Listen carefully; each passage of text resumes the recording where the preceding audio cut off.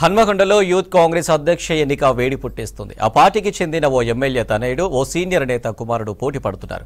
ముందు నుంచే పార్టీ కోసం కష్టపడుతున్న ఓ విద్యార్థి నేతకు పదవి దక్కేలా మరో ఎమ్మెల్యే ప్రయత్నాలు చేస్తున్నారు.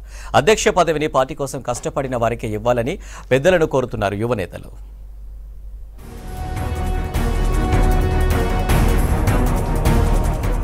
వరంగల్ జిల్లా యూత్ కాంగ్రెస్ అధ్యక్ష పదవికి కాంగ్రెస్ నేతల్లో పోటీ నెలకొంది.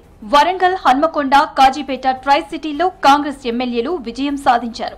నగరంలో ఎక్కువ శాతమైన పశ్చిమ నియోజకవర్గం నుంచి గెలిచిన నాయని రాజేందర్ రెడ్డి ట్రై సిటీలో తన పట్టు కోసం పావులు కదుపుతున్నారు. తన అనుచరులకు అధ్యక్ష పదవి ఇప్పించేందుకు ప్రయత్నాలు చేస్తున్నారు. ఒకవేళ ఎన్నికలు పెట్టినా ఎమ్మెల్యే నాయని తనకు అనుకూలంగా ఉన్నవారిని పోటీ చేయించి గెలిపించుకునేందుకు ప్రయత్నాలు చేస్తున్నారని చెప్తున్నారు కాంగ్రెస్ నేతలు.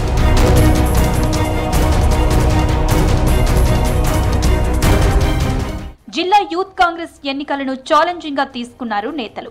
ఈ పదవి కోసం వర్ధన్నపేట నియోజకవర్గ ఇన్ఛార్జ్ నమీండ్ల శ్రీనివాస్ కుమారుడు మనోజ్, వర్ధన్నపేట ఎమ్మెల్యే నాగరాజు కుమారుడు దిలీప్, ఎమ్మెల్యే నాయని అనుచరుడు విద్యార్థి విభాగ నేత పల్లకొండ సతీష్ పోటీ పడుతున్నారు. పల్లకొండ సతీష్ విద్యార్థి దశ నుంచి ఎన్ఎస్యుఐలో పనిచేస్తున్నారు. 2018 నుంచి 5 ఏళ్ల పాటు జిల్లా అధ్యక్షునిగా చేశారు.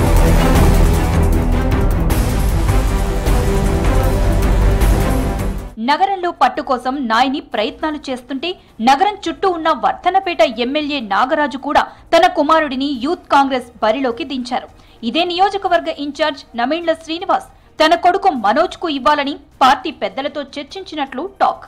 ఈ ఎన్నికల్లో ఎమ్మెల్యే నాయని రాజేందర్ రెడ్డి నిర్ణయం కీలకంగా మారింది.